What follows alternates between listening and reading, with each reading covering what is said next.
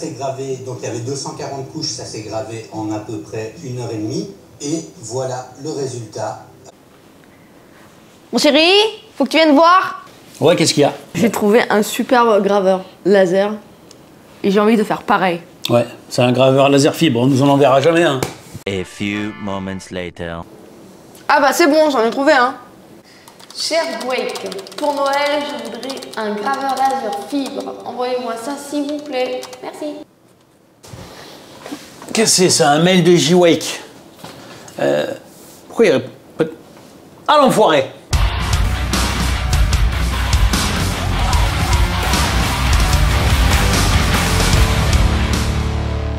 Donc ce J-Wake Pro 30 watts est un graveur laser fibre. Fibre, ça veut dire que la longueur d'onde du laser est capable de graver des métaux, entre autres. Donc c'est un 30 watts qui est capable de graver et de perforer certains métaux, ce qu'une tête diode, donc laser bleu, ne peut pas. En gros, c'est une tête infrarouge plus puissante. Donc on a un volume d'utilisation de 150 sur 150 mm. On est censé avoir un graveur laser extrêmement rapide, et vous allez voir ça dans nos démonstrations tout à l'heure. On a également une précision de fou qui devra aller un peu plus long. On est capable de graver jusqu'à 3 mm dans le métal. On a une compatibilité avec tablette, iPad, smartphone, etc. Donc vous n'êtes même pas obligé d'avoir un PC portable ou un PC de bureau tout court. Pour les ambulants, c'est pas mal.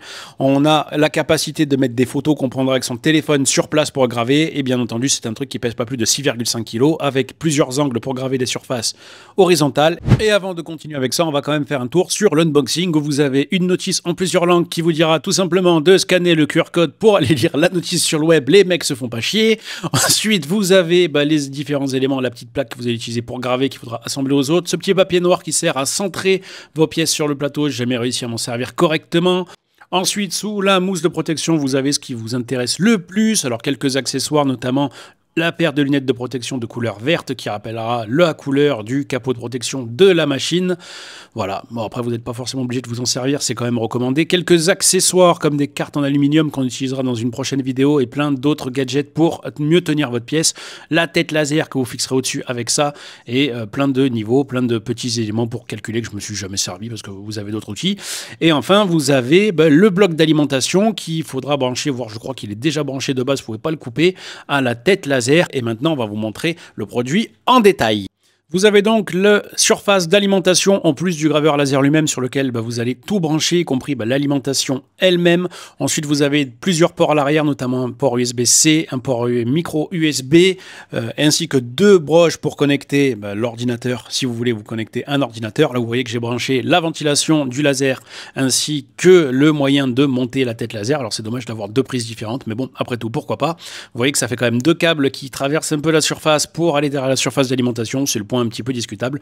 Ensuite, le bouton d'alimentation qui est en fait le bouton d'arrêt d'urgence. Vous l'allumez, vous éteignez avec ça. Et un bouton laser power pour envoyer la puissance dans le laser. C'est assez peu intuitif. Je suis bizarre d'appuyer sur un bouton là-dessus. Et vous avez enfin les moyens de monter et de baisser la tête qui sont sur ce côté de la planche. Je trouve ça, c'est très personnel, mais plutôt un peu intuitif. Je l'aurais plutôt mis sur le dessus du montant. Vous avez une petite extension selon la hauteur que vous avez pour éviter de vous brûler les yeux, mais portez quand même toujours des lunettes de protection, surtout si vous utilisez du métal.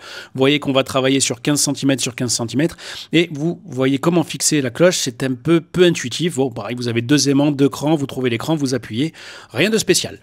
On a utilisé uniquement l'application mobile de J-Wake parce que je me dis que c'est principalement un usage pour du nomade, c'est-à-dire souvent des gens qui font des marchés, qui font du gravure sur place. Donc on n'a pas voulu utiliser Lightburn ou de PC, donc on a utilisé l'application directement. On a pris une photo qu'on a générée par IA directement depuis le téléphone, on s'est pas embêté. Donc vous voyez, l'application reste un petit peu assez intuitive et assez proche de ce que font les autres. Vous choisissez votre image, puis vous la dimensionnez aux dimensions que vous voulez. Là vous voyez les dimensions dessous. Vous avez d'autres options quand vous voulez mettre l'échelle de riz, le noir et blanc, la dispersion, l'esquisse. Après vous connectez à l'appareil via la connexion sans fil, vous choisissez votre nom, le matériel que vous allez utiliser. Alors nous, on a utilisé une surface que je pourrais pas définir, qu'on a pris chez Action. Alors on a aussi testé sur du cuir, mais ça s'est pas bien passé parce que on n'a pas mis les paramètres comme il fallait. Vous avez la faible précision moyenne ou haute, plus vous augmentez la précision, plus ça va être puissant parce que les traits vont être plus fins, donc il va falloir abaisser la puissance. C'est là où on a eu quelques soucis en haute précision.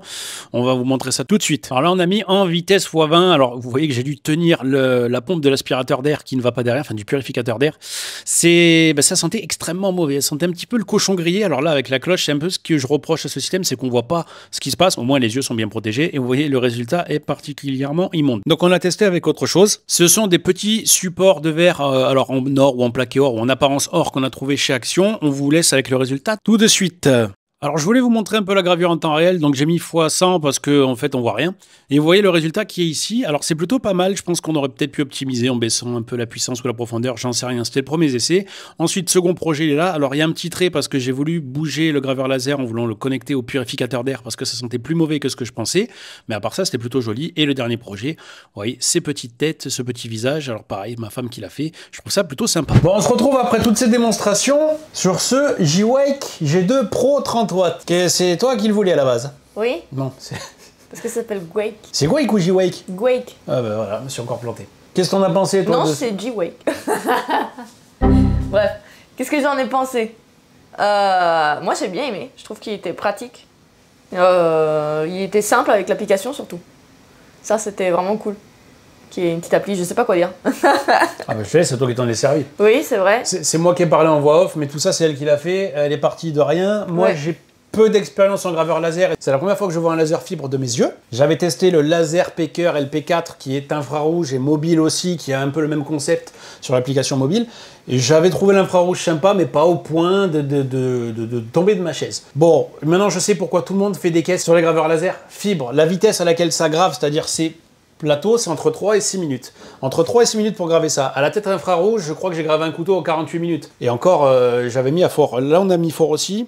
Et ça va plutôt vite. Et le résultat, à la tête infrarouge, je suis incapable d'avoir un truc aussi pareil. En fait, sur la tête infrarouge, alors, encore une fois, de ma faible expérience, on peut graver du texte, on peut graver, d'après moi, des choses en 2 couleurs, en 2 teintes, mais on n'arrive pas, ou en tout cas, moi, j'ai jamais réussi, du moins, à faire ressortir des images, des nuances. Là, quand elle a sorti ce truc-là, qui a fait des nuances de couleurs, j'ai trouvé ça fou. Et encore une fois, on n'a pas fait de calibration, on n'a pas fait de test de calibration. C'est ça qui m'a surpris, le film va vite, c'est efficace. Alors on n'a pas fait de test bois, sachant qu'on fera 3 vidéos, y compris celle-là sur le Gwake, les G-Wake. Donc on fera du bois, on va tester les cartes aluminium, et je vais essayer de graver quelques machines ici là derrière. On a 2-3 autres projets, on va essayer de faire des pièces en relief, vu que ça c'est ce qu'il a fait craquer sur l'appareil. C'est ça. Donc toi tu confirmes qu'un débutant qui prend ça, il s'en sort? Oui. Tout, avec l'appli, on met le matériau utilisé dedans. On met sa photo, on calibre tout et en fait, ça se fait en 2 secondes. C'est ça qu'il y a des gens qui ont du mal à concevoir quand je dis que Lightburn, j'ai du mal avec Lightburn, pourtant je m'en sers encore un petit peu, mais c'est pas intuitif et c'est pas pensé pour aller avec un graveur laser spécifique. C'est un truc open source que vous allez adapter par rapport à votre machine, vous allez devoir trouver des tests de calibration vous-même, vos paramètres, vous les rentrez, des calques, etc.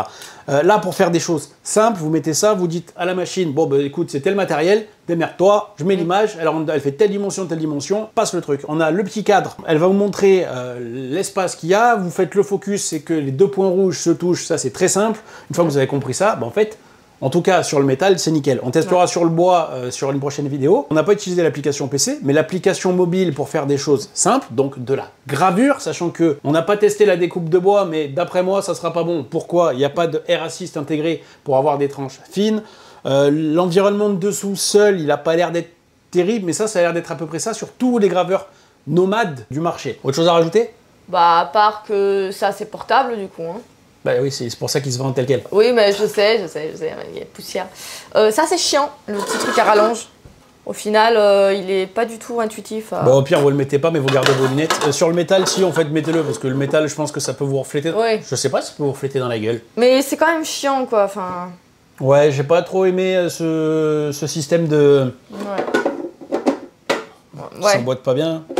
Ouais. C'est ce que je reprocherais un petit peu. Alors, encore une fois, j'ai peu d'expérience, mais par rapport au Laser Peker, il est un peu moins intuitif. C'est-à-dire, comme je vous ai dit dans la voix off, les boutons... Là. Les boutons ici pour monter et descendre sur le Laser Peker, c'était là, je trouvais ça un peu mieux. Mais c'est vrai qu'avec ce truc au milieu qui prend un peu plus de place, bon... le capot qui demande d'avoir d'écran, ça demande... Voilà, vous tâtonnez un petit peu. Quand vous devez être, en gros, vous touchez en bas avec le capot pour placer votre pièce. Et quand vous gérez le focus ou le cadrage, vous êtes obligé d'enlever le capot, de replacer la pièce, et après vous galérez un peu. C'est pour ça qu'ils ont donné le papier noir qu'on n'a pas réussi à utiliser correctement. Donc, l'ergonomie est à parfaire. Mais ce qu'il faut obligatoirement dire, c'est que c'est le graveur laser fibre sur le papier le plus puissant au prix le moins élevé du moment. Oui. Parce que si je dis pas de bêtises, moi je vois deux concurrents, c'est le Laserpecker LP5 et le Xtool F1 Ultra. Le Xtool F1 Ultra, même si le prix commence à descendre, il était arrivé au prix de 5 000 €. Et le LP5, il était au prix de 2 500 €. Là, dans ces dimensions-là, il est à 2 000 € hors promo. Et si je vais essayer de demander un code promo à la marque, regardez en description. Et si jamais vous n'avez pas besoin d'un système aussi gros, vous voulez un petit truc, le 11 par 11 cm, il coûte 1 700 €. Donc, ouais, ok, c'est un budget, c'est un super budget. Mais pour quelqu'un qui veut utiliser des gravures métalliques, qui veut faire du marché, ça reste quand même un... Faire Mumuse à 1 700 €, faut vraiment avoir... Bon, après, on a des PC... Bon, bref... Mais en gros, pour un usage de marché, un usage productif, vous avez une proposition qui est censée, je dis bien censée, aller plus vite sur les travaux sur ouvrage métallique que la concurrence. Je dis bien censée, encore une fois, c'est une performance papier. Il faudra avoir les mêmes machines pour comparer. Et qui est moins cher. Donc, le rapport qualité-prix de ce produit, même si ça reste un produit onéreux, la technologie fibre, de toute façon, ça a un coût. C'est pas moi qui les fixe, les prix. C'est pas donné à tout le monde. Donc, c'est intéressant. Enfin, en tout cas, sur le marché, ça se démarque. Vous vous dites pourquoi lui, pourquoi un autre, pourquoi un autre. Xtool, je vais pas vous mentir, Xtool, il y a une ergonomie Xtool que certains adorent, mais le prix, c'est aussi un prix Xtool. Le Laserpecker semble, je dis bien semble, un peu plus ergonomique. Celui-là, il est moins cher et plus puissant. On peut pas tout avoir. Mais à l'utilisation, enfin, moi, personnellement, je suis très content. Hein. Bah, à savoir que là, c'est le 30 watts. Ouais. Qui a une version du coup qui fait 20 watts. Oui. Et qu'il y a une toute dernière version qui vient de sortir, donc c'est le P2 Max qui fait 50 watts. G2. G2 Max. P2 bah celui-là s'appelle G2. Ah, G2, P2. pardon. Bah, P, Et combien il coûte le 50 watts ça, j'ai pas regardé, faudrait que je regarde. Mais on reste dans les eaux quand même. 50 watts, on va faire des platines métalliques. Hein. On va faire des trous. Donc ouais, le G2 Max. On va faire des trous dans les portails, ça va être des vrais sabres laser. Bon, mais bref. ça ressemble. Voilà. Oui, j'imagine qu'ils ont juste changé la tête dedans. C'est ça. Enfin voilà, c'est tout pour cette première vidéo, à moins que tu aies quelque chose à rajouter. Ah, peut-être sur l'appli, des trucs à parfaire. Parce qu'il n'y a pas le temps de... Alors, l'appli est très simple à utiliser, vraiment super cool. Le seul truc qui est un peu chiant, c'est qu'on ne voit pas le process time. Donc en fait, on ne voit pas très bien... Enfin, ils indiquent pas du tout le temps que va prendre une action. Ni le temps restant. Non, bah oui, mais en fait, on sait pas combien de temps ça va prendre, combien de temps il reste. En fait, on attend et puis c'est tout. Il y a la barre de chargement, mais il n'y a pas d'infos. Donc ça, c'est un peu dommage. Et on n'a pas d'écran sur le G-Wake, là où je sais que le Laserpecker en avait un, c'est ce qui explique aussi la différence. Mais à part ça... Bah, c'est pas justifiable après, on s'en fout, il fait son travail. Hein. Oui, mais comme on dit, le but d'un graveur à la base, c'est de graver. Maintenant, c'est sûr qu'il n'est pas parfait, mais non, c'est la proposition tarifaire en fibre, pour le moment, la moins chère. Oui. Que je connaisse, du moins. Et je le trouve très bien. Même. Bon, en tout cas, on se régale. Ouais. On se régale, facile à utiliser, ça va vite. On a fait ça en... Elle arrivait avec 3 pièces pendant que j'ai bricolé, je réparais la Cobra. Ouais. Pour la 6e fois, je réparais une machine Unicubic. Elle arrive, elle prend ses 3 pièces, elle prend son appli, elle fait regarde pas, et elle sort le truc, c'est ok. Voilà. J'ai jamais utilisé de graveur laser de ma vie. Hein. Du coup, commencer avec un fibre, c'était un peu... Ouais. C'est pour ça que c'est moi qui l'ai commandé. Enfant gâté. Tu l'as commandé, ouais, tu l'as commandé... Je l'ai commandé. T'as signé enzyme. Oui. On a fait une intro rigolote, mais c'est exactement ce qui s'est passé. Elle a pris ma boîte mail, elle a envoyé un mail. C'est ça. En disant, tiens, je trouvais un truc, j'ai envoyé un mail. Ah, on a reçu, c'est bon, nous avons un fibre. Bon. Voilà. Bah, la consigne pour qu'on puisse vous démontrer ce produit, c'est de faire 3 vidéos dessus. Voilà la première. Et la deuxième, on fera plus de tests sur d'autres matériaux, y compris des matériaux qui nous ont filés. Ouais. J'ai une machine à graver derrière, on fera le test. On testera sur la pièce en relief parce que c'est ce qu'elle kiffe. Et on fera une troisième conclusion après, un bilan sur un peu plus de temps, sur un peu plus d'utilisation. On essaiera de la porter à droite à gauche et d'aller graver. Ouais, en mode portable. Ouais. Ouais, ça va. Genre sur un meuble. Vous savez que chez Isidon, les tests ils durent 6 mois de toute façon. Voilà. Pour ça il faut, comme ces superbes t-shirts, voilà. Quel rapport? C'est moi qui les ai faits. Il a fallu 6 mois pour les faire. Flemme. Non, il a fallu 1 an, ouais. Flemme. Il a fallu un an. La machine, elle est restée 1 an avant d'être utilisée. Bref, voilà. On a fini? Oui, je crois. Merci à tous d'avoir suivi la vidéo jusqu'ici. On vous laisse avec le bêtisier. Ciao, à la prochaine. J'ai les genoux qui... Moi aussi, ça a craqué. On est vieux. Attends, j'arrive pas à me relever. Tu vas m'aider, s'il te plaît. Oh, bâtard. Tu vas me relever. Merci, Vatringue. J'ai une idée pour la miniature. Dis-moi. Et là, tu dis, ah, j'ai trouvé. J'ai trouvé. Je sais plus, pardon. C'est pas moi qu'il faut regarder. Je sais plus quoi faire. Bah, tu dis, ah, bah voilà, ça a l'air bien, ça, tu vois, un truc qui t'explique pourquoi on part chez eux. Ils ont dit oui. Attends. On voit pas ta tête. Ah, super. Ah, c'est bon. Ok. J'en ai trouvé un. T'en penses quoi? Mais tu regardes qui? Je suis pas là, moi. Normalement, tu le fais dans mon dos. Oh, c'est nul. Bah, là-bas, c'est ce qui s'est passé presque. Ah oui, c'est vrai. Eh, du vrai. C'est mon graveur. Je fais quoi, genre... Ah bah c'est bon, j'en ai trouvé un. Cher Gwake, pour Noël, je voudrais un graveur laser fibre. Envoyez-moi ça s'il vous plaît. Merci. Enculé. Quoi?